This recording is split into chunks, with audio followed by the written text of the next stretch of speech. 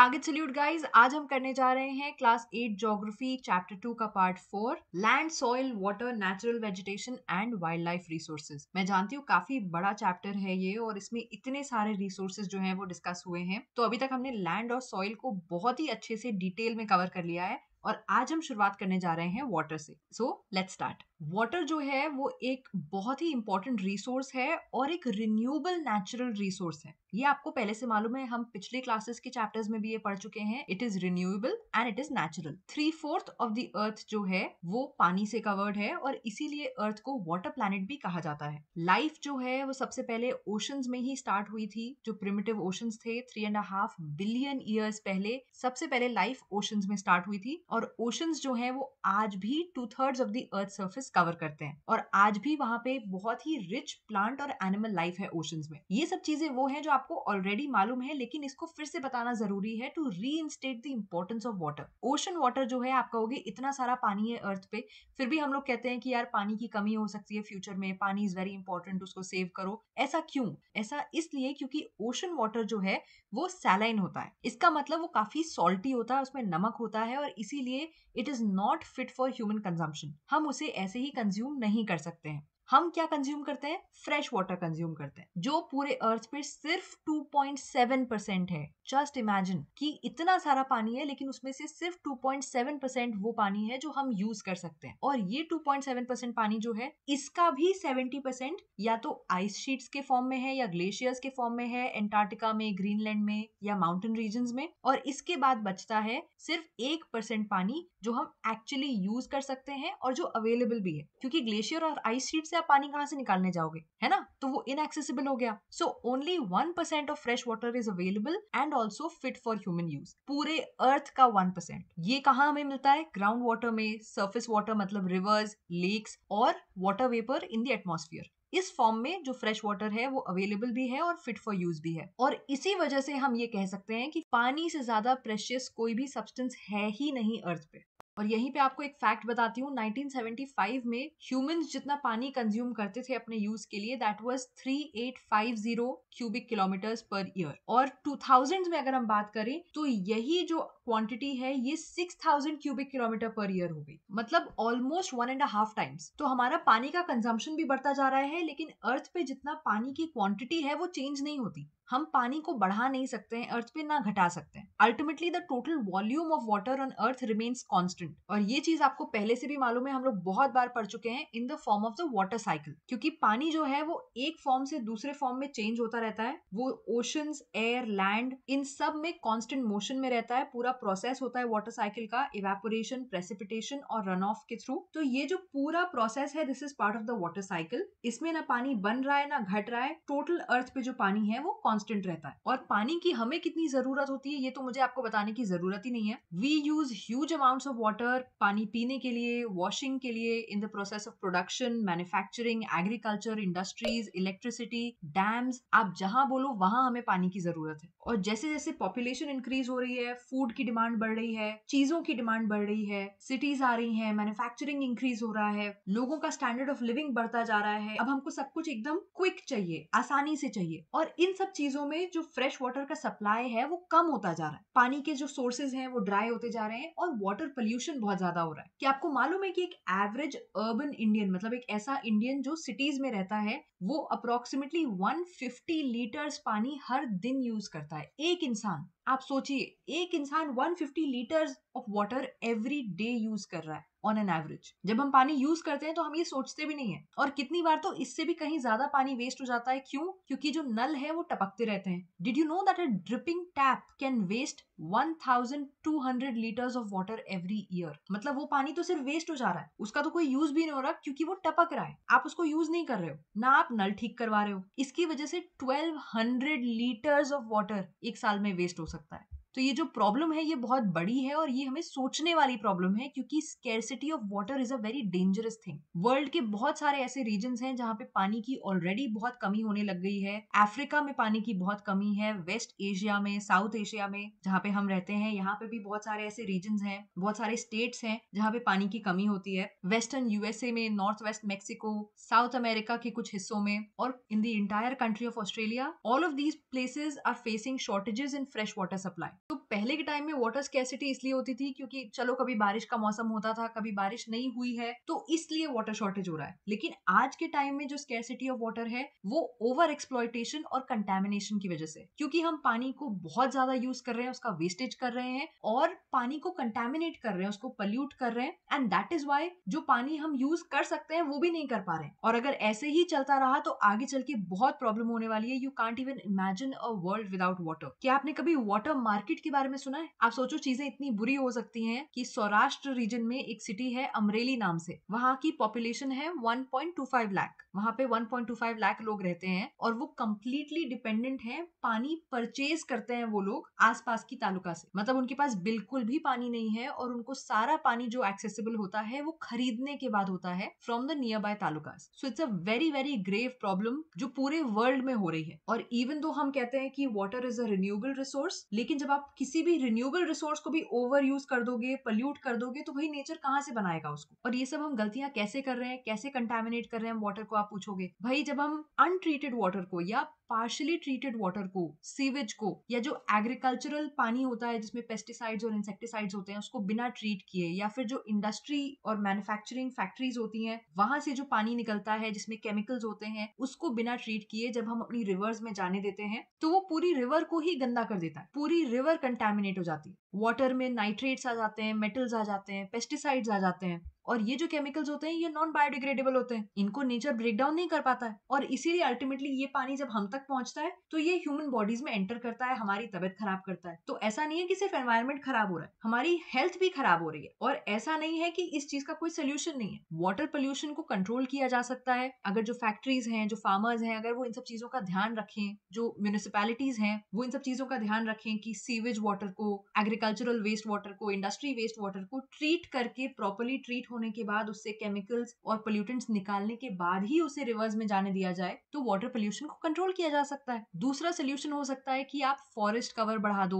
Vegetation cover बढ़ा दो। हम पहले भी बात कर चुके हैं कि पानी जो है वो सरफेस से रन ऑफ हो जाता है क्योंकि पेड़ की रूट्स नहीं है पानी को रोकने के लिए। इसी के चक्कर में सॉइल भी इरोड होती है, हम पहले पढ़ चुके हैं। तो अगर हम पानी को रन ऑफ करने से रोक लें तो वो उसी जगह पे टिक जाएगा और फिर धीरे धीरे अंडरग्राउंड वाटर में चला जाएगा। इससे क्या होगा, जो हमारी वाटर टेबल है, अंडरग्राउंड वाटर है, उसका लेवल इंक्रीज हो जाएगा। तो ये काम सिर्फ फॉरेस्ट और वेजिटेशन कर सकता है। तीसरा मेथड होता है वाटर हार्वेस्टिंग, जो बारिश का पानी होता है उसको कंजर्व करके आगे यूज किया जा सकता है। वाटर हार्वेस्टिंग का क्या मतलब, जनरली रेन वाटर हार्वेस्टिंग होती है जिसमें जो रेन का पानी होता है उसको आप छत पे या कहीं भी किसी अप्रोप्रिएट जगह पे कलेक्ट करते हो और फिर उसको ढंग से स्टोर किया जाता है फ्यूचर यूज के लिए। क्योंकि इनफैक्ट जब एक बार बारिश होती है, आप इमेजिन करो अगर एक बार बारिश हो रही है और सिर्फ 2 घंटे के लिए हो रही है, तो उसमें अराउंड 8,000 लीटर्स ऑफ वाटर आता है उस बारिश में। तो अगर उसका कुछ हिस्सा भी हमने कंजर्व कर लिया फ्यूचर में यूज करने के लिए, फील्ड्स इरिगेट करने के लिए, डिफरेंट पर्पसेस के लिए, तो हम कितना पानी सेव कर सकते हैं। वो पानी हमें अपने रिवर्स या अपनी लेक से नहीं लेना पड़ेगा। So that is rain water harvesting. Irrigation के लिए जो कनाल्स यूज किए जाते हैं उनको ढंग से यूज किया जाना चाहिए जिससे पानी का लॉस मिनिमम हो।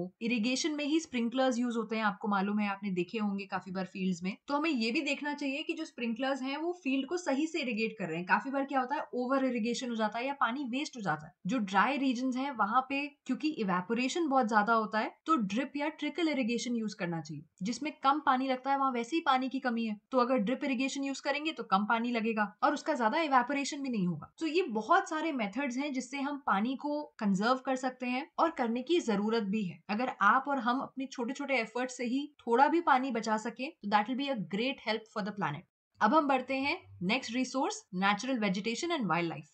जब हम नेचुरल वेजिटेशन की बात करते हैं तो ऐसी बहुत सारी चीजें हैं जो प्लांट्स हमें देते हैं। बहुत सारे ऐसे प्रोडक्ट्स, मतलब फूड की तो अगर हम ना भी बात करें, इन जनरल और चीजें जो हम यूज करते हैं अपनी डेली लाइफ में, जैसे कि जूट हो गया, canes, bamboos, silk, all of these things we get from plants and animals. Silk आपको मालूम ही होगा, सिल्क वर्म्स होते हैं जो मलबरी ट्रीज में ब्रीड करते हैं और उससे हमें सिल्क मिलता है जो इतना ज्यादा वैल्यूबल होता है। तो नेचुरल वेजिटेशन और वाइल्ड लाइफ हमारे चारों तरफ है और हम उसे फॉर ग्रांटेड लेते हैं। लेकिन क्या आपको मालूम है, वैसे आपको मालूम ही है क्योंकि हम पहले भी पढ़ चुके हैं ये, कि natural vegetation and wild life exist only in the narrow zone of contact between the lithosphere, hydrosphere and atmosphere. तो जहां पे लिथोस्फीयर, हाइड्रोस्फीयर और एटमॉस्फेयर मीट करते हैं आपस में, सिर्फ वहीं पे लाइफ पॉसिबल है और वहीं पे आपको नेचुरल वेजिटेशन और वाइल्ड लाइफ मिल सकती है, और उस रीजन को हम कहते हैं बायोस्फीयर। अगर आपको इन कॉन्सेप्ट्स में जरा भी कंफ्यूजन है, the concepts of biosphere, ecosystem, environment, तो आपको मैं रिकमेंड करूंगी कि हमारा आप क्लास 7th ज्योग्राफी चैप्टर 1 आप फिर से एक बार पढ़ो, वो वीडियो आप एक बार फिर से देखो,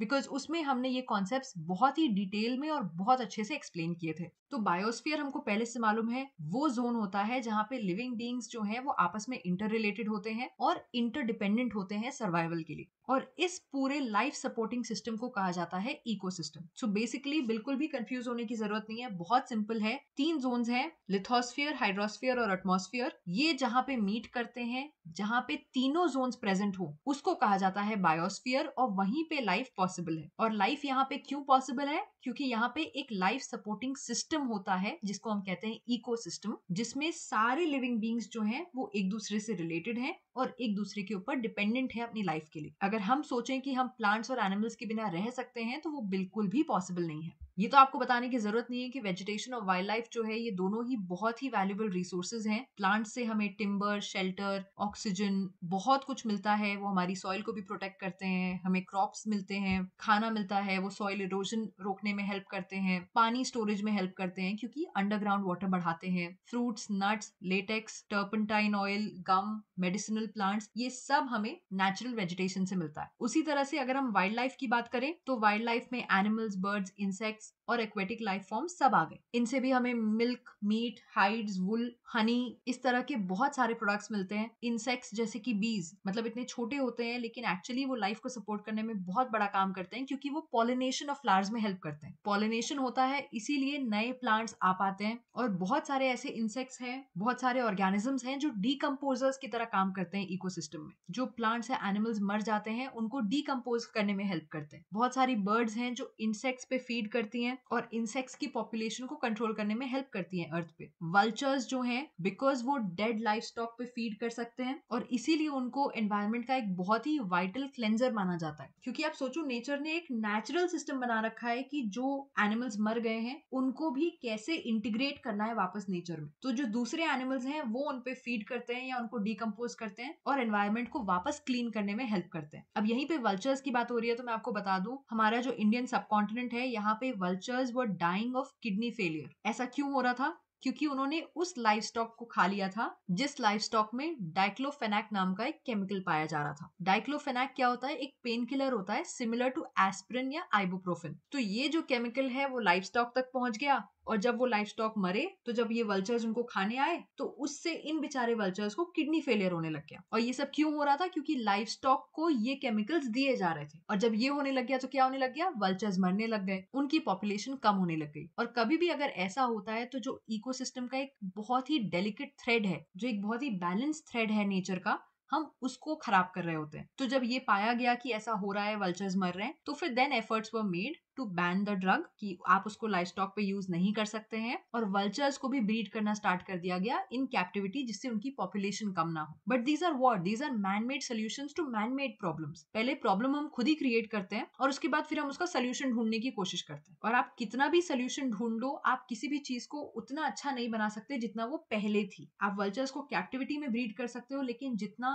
जो नेचुरल वल्चर्स होते थे, जिस तरह से नेचर ने उनको बनाया है इन द वाइल्ड, आप उसको कैसे एग्जैक्टली रेप्लिकेट करोगे? सो एनिमल्स और plants are an integral part of maintaining the ecosystem balance, इसमें तो कोई भी डाउट नहीं है। अब हम बात करते हैं डिस्ट्रीब्यूशन ऑफ नेचुरल वेजिटेशन की। जो वेजिटेशन होता है उसकी ग्रोथ डिपेंड करती है बेसिकली दो चीजों पे, टेम्परेचर और मॉइस्चर। ये दोनों चीजें डिटरमिन करती हैं कि कौन सी जगह पे किस तरह का वेजिटेशन होगा। तो इसका क्या मतलब हुआ? वर्ल्ड के अलग अलग जगह पे अलग अलग तरह का वेजिटेशन होता है बेसिकली, जिसको हम ग्रुप कर सकते हैं फॉरेस्ट, ग्रासलैंड, स्क्रब और टुंड्रा में। जहाँ पे भी बहुत ज्यादा रेनफॉल होती है वहां पे काफी बड़े पेड़ होते हैं, बहुत सारे फॉरेस्ट होते हैं, क्योंकि फॉरेस्ट को क्या चाहिए? खूब सारा वाटर सप्लाई। इतने सारे पेड़ सपोर्ट करने के लिए आपको अच्छा खासा पानी चाहिए होगा। जैसे जैसे मॉइस्चर डिक्रीज होने लगता है वैसे वैसे पेड़ों का जो साइज है वो भी कम होने लगता है और उनकी डेंसिटी कम होने लग जाती है, कम पेड़ होने लग जाते हैं उन रीजन्स में। तो जहां पे भी मॉडरेट रेनफॉल होती है, मतलब बारिश होती है लेकिन बहुत ज्यादा नहीं, तो वहां पे छोटे पेड़ होते हैं, शॉर्ट स्टंटेड ट्रीज होते हैं और बहुत सारी ग्रास होती है जिनको हम कहते हैं ग्रासलैंड्स। जो ड्राई एरियाज होते हैं जहाँ पे बारिश काफी कम होती है वहां पे थॉर्नी श्रब्स होते हैं और स्क्रब्स होते हैं। They are typical vegetation of dry regions. ऐसे एरियाज में प्लांट्स की जो रूट्स होती हैं वो बहुत ही डीप होती हैं जिससे वो नीचे अंडरग्राउंड वाटर रीच कर सके, और लीव्स जो होती हैं वो थॉर्नी और वैक्सी सर्फेस की होती हैं जिससे वो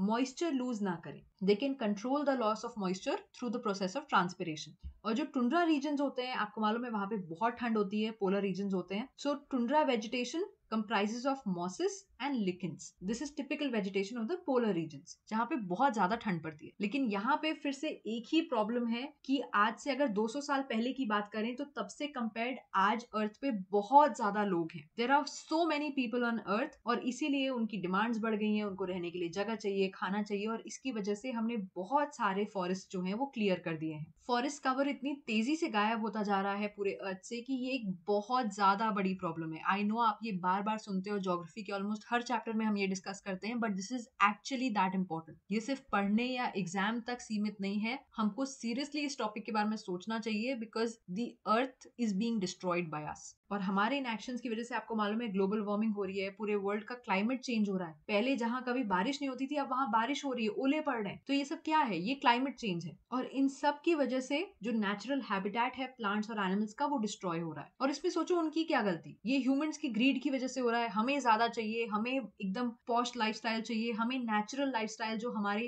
एंसेस्टर्स ने हमें दी थी अब वो हमें नहीं पसंद आ रही है। तो इस चक्कर में हम बेचारे प्लांट्स और एनिमल्स से उनका घर, उनकी लाइफ छीन ले रहे हैं। लेकिन इसमें उनकी तो कोई गलती नहीं है। कितनी सारी स्पीशीज जो हैं वो वल्नरेबल हो गई हैं, एंडेंजर्ड हो गई हैं, कितनी सारी तो एक्सटिंक्ट भी हो गई हैं। सोचो हमने पूरी स्पीशीज खत्म कर दी, उन स्पीशीज का एक भी क्रीचर नहीं बचा। क्यों? क्योंकि हमने सबको खत्म कर दिया। कितनों को तो हंट कर लिया गया, कितनों का नेचुरल हैबिटेट डिस्ट्रॉय किया तो वो वैसे ही खत्म हो गए। तो deforestation, soil erosion, constructional activities, forest fires, tsunami, landslide, ये सब जो हैं all of these accelerated the process of extinction of these resources. इनकी वजह से ये सारे जो रिसोर्सेज हैं ये जल्दी एक्सटिंक्ट हो रहे हैं। और स्पेशली अगर हम एनिमल्स की बात करें तो one of the major concerns is poaching. Animals की जो इलीगल हंटिंग की जाती है उसकी वजह से बहुत सारी स्पीशीज को बहुत नुकसान हुआ। एनिमल्स को पोच किया जाता है, इलीगल ट्रेड किया जाता है, उनकी स्किन का, हाइड, नेल्स, टीथ, हॉर्न्स, ये सब इलीगली बेचा और खरीदा जाता है। Tigers, lions, elephants, deer, black buck, crocodile, rhinoceros, snow leopard, ostrich, peacock, इन सब के जो पार्ट्स हैं, फेदर्स, स्किन,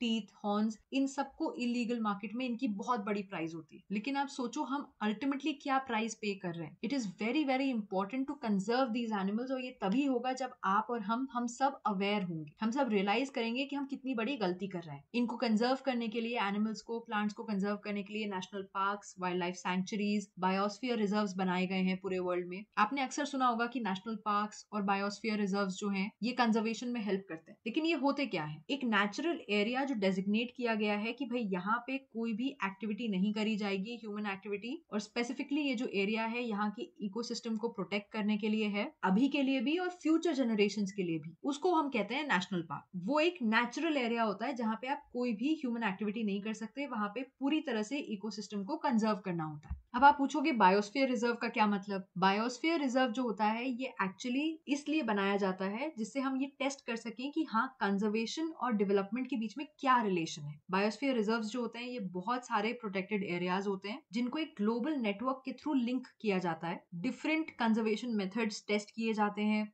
और आपकी बुक में तो इसके काफी कंफ्यूजिंग डेफिनेशन दी हुई है। लेकिन एक्चुअली बायोस्फीयर रिजर्व का मतलब होता है कि जब आप कंजर्वेशन और सस्टेनेबिलिटी को यूज करते हो in a good way, in a sustainable way for development. क्योंकि अगर हम ये सोचे कि हम कंप्लीटली नेचुरल हो जाएंगे और आजकल का जो वे ऑफ लिविंग है हम उसको पूरी तरह से छोड़ देंगे तो वो भी पॉसिबल नहीं है। तो बायोस्फीयर रिजर्व क्या करते हैं? ये एक तरह से लर्निंग प्लेसेस होते हैं कि हम डेवलपमेंट भी करते रहें लेकिन एक सस्टेनेबल वे में डेवलपमेंट करें। तो यहाँ पे अलग अलग अप्रोचेस जो है वो टेस्ट करी जाती हैं, समझा जाता है कि किस तरह हम नेचर को हार्म किए बिना डेवलपमेंट कर सकते हैं। So this is the difference between a national park and a biosphere reserve. ये आपकी बुक में नहीं दिया था लेकिन मुझे लगा ये आपको समझना जरूरी है, सो वी एक्सप्लेन दैट। बहुत सारे ऐसे क्रीक्स हैं, लेक्स हैं, वेटलैंड्स हैं जहाँ पे कंजर्वेशन किया जाता है। लेकिन as citizens of the world, as citizens of our country, हमें भी अवेयर होना पड़ेगा और हमें अपने डेली एक्शन से ये रियलाइज करना पड़ेगा कि हम एनवायरमेंट को हार्म ना करें। जो नेचर का डेलिकेट बैलेंस है हम उसको डिस्टर्ब ना करें। और अगर आप देखो तो जो हमारी एंशिएंट स्क्रिप्चर्स हैं उन्होंने जो वे ऑफ लाइफस्टाइल बताया था that was very nature friendly. वो लोग उस समय इतने एडवांस थे कि वो नेचर को साथ लेके चलते थे because they knew the importance of nature.